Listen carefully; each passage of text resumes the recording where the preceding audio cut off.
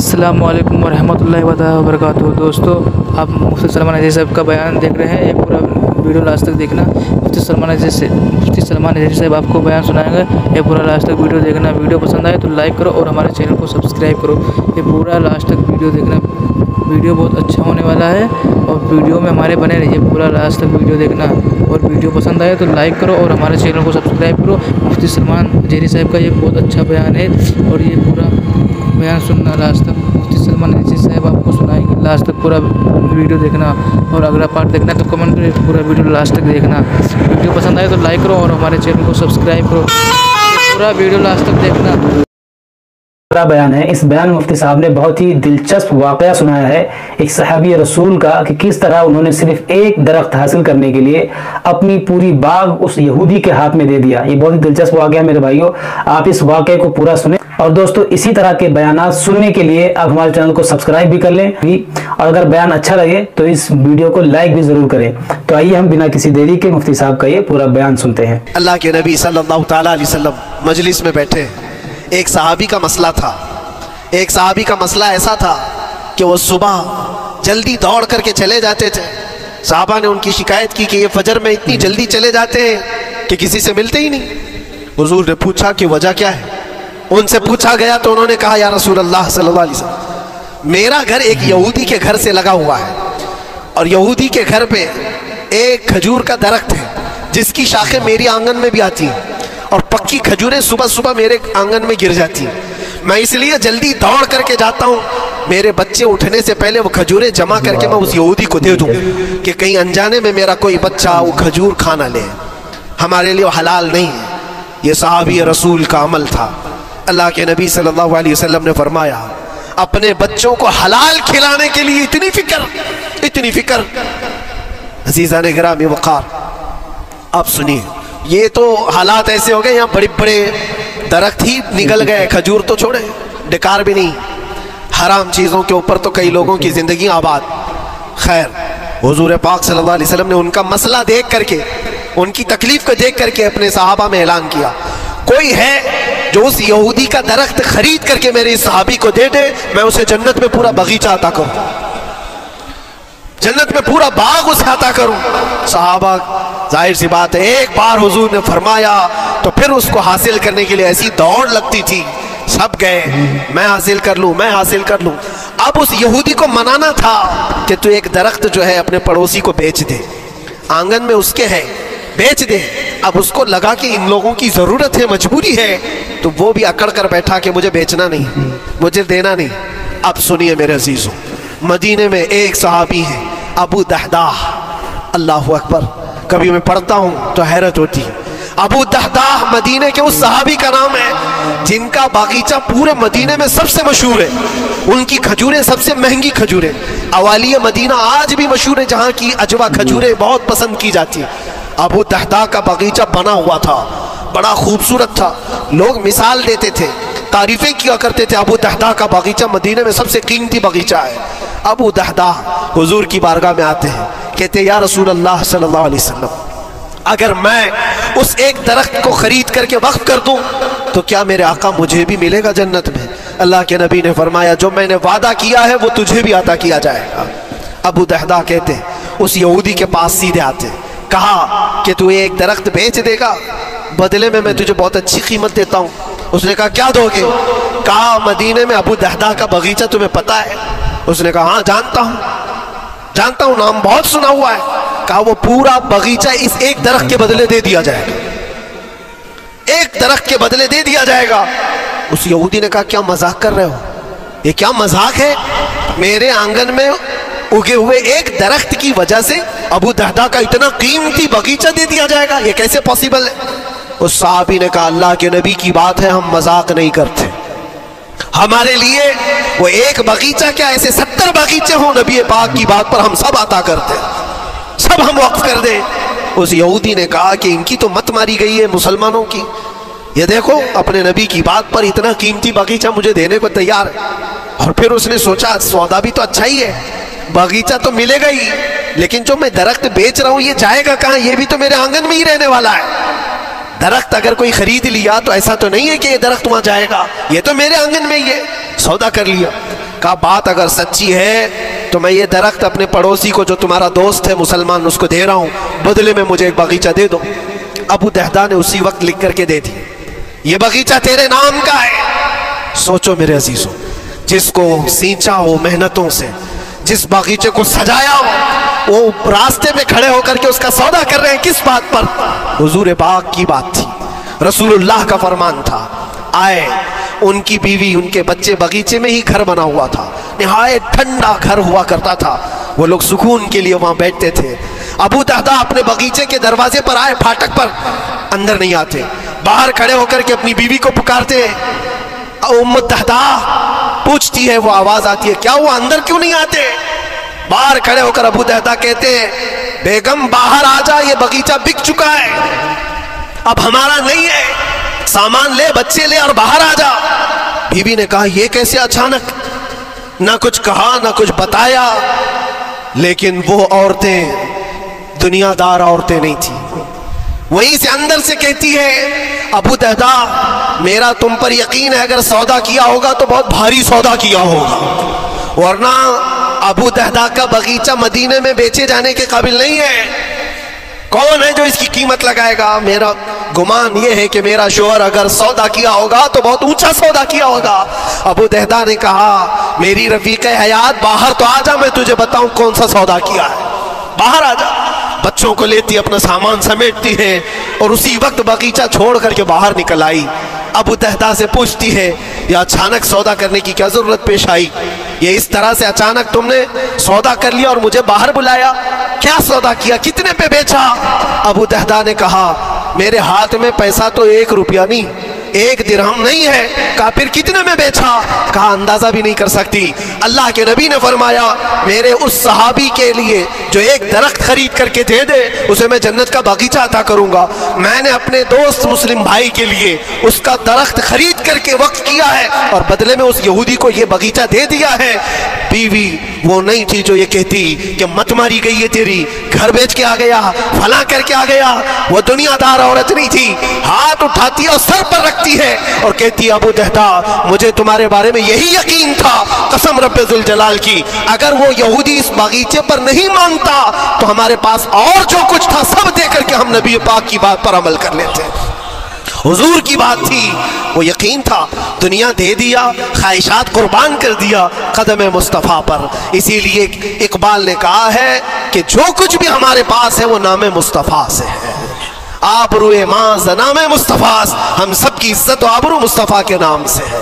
وہاں اپنی خواہشات قربان کر دو، ختم کر دو، اپنے اندر کی جتنی چیزیں ہیں حضور نے فرمایا، تو اس کے بعد اپنی طبیعت نہیں، اپنی خواہش نہیں۔ تم اپنے گھر پر سوچتے بیٹھے رہو گے کہ میرا گھر کیسے، میری بیوی کیا بول رہی ہے، میرا باپ کیا بول رہا ہے، میری ماں کیا بول رہی ہے؟ نہیں، وہ صحابہ کی زندگی یہ تھی، دنیا کیا بول رہی ہے اس سے ہمیں مطلب نہیں، میرے مصطفیٰ کیا فرما رہے ہیں۔ اپنی خواہشات وہاں پر۔ حضرت انس بن نزیر ایک صحابی، وہ حضور صلی اللہ تعالیٰ علیہ وسلم کے بڑے رازدار صحابی تھے، حضور ان کے گھر پر موجود ہے۔ مکہ سے ایک لیٹر آیا، جنگوں کی وہ لوگ تیاری کر رہے تھے، اور انس بن نزیر کون ہے؟ یہ ان کی بیوی جو تھی انس بن نزیر کی، اپنی بیوی سے بہت محبت کرتے تھے، بلکہ عشق کرتے تھے، عشق کرتے تھے اپنی بیوی سے، اور عشق میں ان کی شادی بھی ہے، اپنی بیوی کو بہت چاہتے تھے۔ اب سنو، مصطفیٰ کریم صلی اللہ علیہ وسلم انس بن نزیر کے گھر پر ہے، مکہ سے ایک قاصد آیا اور رازدارانہ طور پر ایک خط دیا، کہا مکہ والے جنگوں کی تیاری کر رہے۔ حضور نے خط کو پڑھوایا اور انس بن نزیر سے کہا، انس یہ بات تیرے اور میرے بیچ میں راز ہے، کسی سے نہیں کہنا، جب تک میں نہ کہوں اس خط کا ذکر کسی سے نہ کرنا۔ انس بن نزیر نے کہا، اے اللہ کے نبی آپ کا حکم، اس کے بعد میری زبان نہیں کھلے گی۔ خط کو بند کر دیا، رکھ لیا۔ حضور جب تشریف لے گئے گھر سے، ان کی بیوی، ان کی محبوبہ، ان کی رفیق حیات جس کو بہت زیادہ چاہتے تھے، آئی، کہا انس رسول اللہ گھر پر آئے تھے، کچھ راز کی بات چل رہی تھی، کیا بات چل رہی تھی؟ انس بن نزیر نے کہا، دیکھ میری بیگم، محبت اپنی جگہ پر، وہ میرے مصطفیٰ کا راز، وہ میں نہیں شیئر کر سکتا، وہ نہیں بتا سکتا۔ بیوی ہنس کر کہتی، تم نہیں بتاؤ تو کوئی بات نہیں، میں نے تو دیوار کے پیچھے سے سن لیا ہے، مکہ والے جنگوں کی تیاری کر رہے ہیں، خط آ گیا ہے۔ انس بن نزیر نے اپنی بیوی سے اتنی بات سنی، سیدھے جا کر کے گلا پکڑ لیا، گردن کو دبوچ دیا اور کہا اس وقت تک میں تیری گردن نہیں چھوڑوں گا جب تک میرے مصطفیٰ کا فرمان نہ آ جائے. گردن پکڑ لیا اس عورت کی جس کو سب سے زیادہ یہ چاہتے تھے, لے آئے حضور کے پاس. کہا یا رسول اللہ معاف کر دیں, آپ کا راز تھا, میں نے تو نہیں بتایا, مگر میری بیوی نے دیوار کے پیچھے سے سن لیا اور اس لیے میں اس کی گردن پکڑ کر کے لایا ہوں کہ کہیں میں مجرم نہ بن جاؤں, نبی پاک کا راز افشا کرنے والا میں مجرم نہ بن جاؤں. آقا اگر آپ حکم فرمائیں تو میں اس کو ختم کر دوں یا اس کو طلاق دے کر کے آزاد کر دوں, آپ کے فرمان پر میں کامل عمل کر سکوں. اللہ کے نبی نے فرمایا انس چھوڑ دے گردن, جس طرح تو ہمارے راز کی حفاظت کرتا ہے یہ میری صحابیہ ہے, یہ بھی میرے راز کی حفاظت کرے گی. اس کے بعد ہاتھ چھوڑ دیا اور اپنی بیوی سے کہا کہ دیکھ میری محبت میرا عشق اپنی جگہ پر, بات جب مصطفیٰ کی آئے گی پوری کائنات کو میں چھوڑ دوں گا, میرے مصطفیٰ کی بات کو عمل کروں گا. اور اس بیوی نے بھی یہی کہا انس اگر تو مجھے راز بتا دیتا حضور کا, عشق میں ڈوب کر کے محبت میں ڈوب کر کے, تو جو گلا تو نے میرا پکڑا کل میں تیرا گلا پکڑ کر حضور کے پاس لاتی کہ حضور یہ آپ کی غلامی کے قابل نہیں ہے. یہ ان کا کمال درجے کا ایمان تھا, اپنی خواہشات کو قربان کر دیا. ایک مدینے کی خاتون ایسی ہے سب سے زیادہ حسین و جمیل لڑکی ہے, حضور کے پاس ایک حبشی کالے رنگ کے صحابی ہے, آئے کہا یا رسول اللہ مجھ سے کوئی شادی نہیں کرتا. حضور نے فرمایا کہ جا میں تیری شادی کے لیے ایک جگہ پر پیغام بھیجتا ہوں, اور بھیجا اس لڑکی کے گھر. انصاری صحابی کی ایک لڑکی اتنی خوبصورت ہے مدینے میں, ان کے گھر بھیجا. یہ تو حبشی قسم کے تھے. یہ ایک پیغام لے کر کے جب آئے, ماں باپ باہر بیٹھے ہوئے, لڑکی اندر ہے. ماں باپ نے دیکھا کیوں آئے ہو, کہا میں پیغام لے کر آئے. کس چیز کا؟ آپ کی بیٹی سے نکاح کا. کس نے بھیجا؟ کہا اللہ کے رسول نے. ماں اور باپ ہے, شکل و صورت دیکھی اور ان کی حسینہ بیٹی. کہا ٹھیک ہے تم جاؤ واپس, ہم حضور سے بات کر لیں گے. اتنا ہی کہا, ٹال دیا ہوگا. وہ صحابی جو آئے تھے کالے رنگ کے, انہوں نے کہا یہ تو روز کی بات تھی, ہر جگہ ریجیکٹ ہوتا ہی تھا, میرے لیے تعجب کی بات نہیں تھی, میں تو واپس آیا حضور کے پاس. ہوا گھر میں کیا, اندر جوان لڑکی جو گھر میں موجود تھی بھر آئی. کہا ماں باپ سے پوچھتی ہے کہ ماں کون آیا تھا؟ کہا ایک نوجوان نکاح کا پیغام لے کر کے. اس خاتون نے کہا, لڑکی نے کہا آپ نے کیا کہا؟ کہا ہم بعد میں بات کر لیں گے. کہا آپ کو اندازہ نہیں آپ نے کتنی بڑی خطا کی ہے, اللہ کے نبی کا فرمان آیا تھا اور آپ نے ٹال دیا. میں تیار ہوں اس کے ساتھ نکاح کرنے کے لیے, نبی پاک کا حکم ہے. ماں باپ نے کہا بیٹا تو نے دیکھا ہے, بیٹا تو نے دیکھا جو پیغام لے کر کے آیا تھا وہ تیری میچنگ کا ہے یا نہیں, تو نے دیکھا؟ اس نوجوان نے کہا, اس لڑکی نے کہا میں نے پیغام لے کر آنے والے کو تو نہیں دیکھا, آمینہ کے لال کو تو دیکھا ہے, جس نے پیغام بھیجا ہے اس کو دیکھا ہے. اس کے حکم کے بعد پھر کسی کو دیکھنا بنتا ہی نہیں ہے. وہ دونوں ماں باپ دوڑتے ہوئے حضور کے پاس آئے, اور وہ صحابی ابھی بتا ہی رہے تھے کہ میں ریجیکٹ ہو کر کے آیا ہوں, تبھی ماں باپ بھی دوڑ کر کے آئے. کہا یا رسول اللہ خطا ہو گئی, ہم نے تاخیر کی آپ کے حکم میں, اے اللہ کے نبی ہم راضی ہیں, اپنی بیٹی کا نکاح انہی کے ساتھ کریں گے جن کا پیغام آپ نے بھیجا ہے.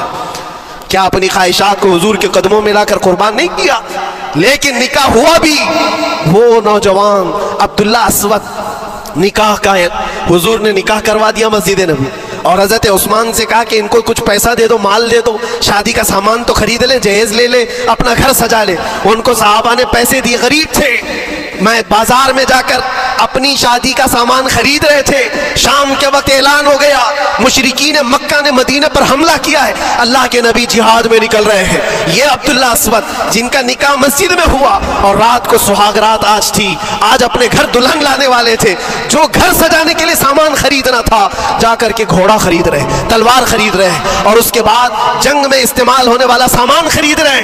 سب پیسے خرچہ کر دیے جنگ کے استعمال کے, زیرہ خرید لی, وہ ٹوپی خرید لی لوہے کی, سب خرید کر کے سیدھے میدان جنگ میں آ گئے. صحابہ بھی پہچان نہیں رہے تھے, साहबा भी नहीं पहचान रहे थे, वो गरीब साहबी, कभी घोड़े पर नहीं बैठे, लेकिन शादी का पूरा पैसा ये जंग के सामान में लगा दिया।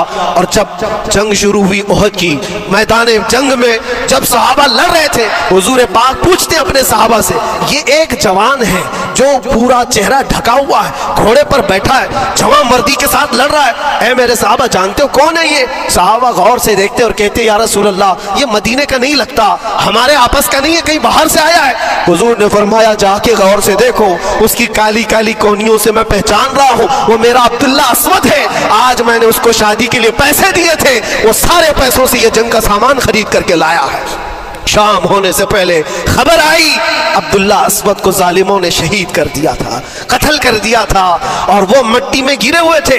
हुजूर खुद चल करके आए, अब्दुल्ला अस्वद के पास आ करके बैठते हैं और सर उठा करके अपनी गोद में रखते हैं, चेहरे से धूल को साफ करते हैं और फिर फरमाते हैं, अल्लाह के कुछ बंदे ऐसे हैं जो अल्लाह से किया हुआ वादा पूरा करके दिखाते हैं। सारी दुनिया एक तरफ, फरमाने मुस्तफ़ा एक तरफ। मेरे अजीजों, ये ख्वाहिशात की कुर्बानियां हैं, जब जाकर के ईमान तकमील पाता है। बस आखिर में इतना कहूंगा, हमारा ईमान सिर्फ इतना होना है, उन्हें जाना उन्हें माना, न रखा गैर से काम, लिल्लाहिल हम्द मैं दुनिया से मुसलमान गया।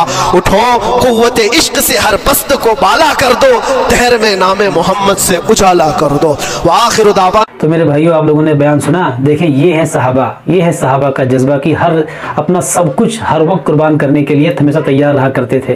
तो मेरे भाइयों, अल्लाह ताला से दुआ करें कि अल्लाह ताला हमें भी इस तरह का जज्बा अता फरमाए। तो आप लोगों को ये पूरा बयान कैसा लगा, कमेंट बॉक्स में कमेंट करके ज़रूर बताएं। अस्सलामु अलैकुम व रहमतुल्लाह।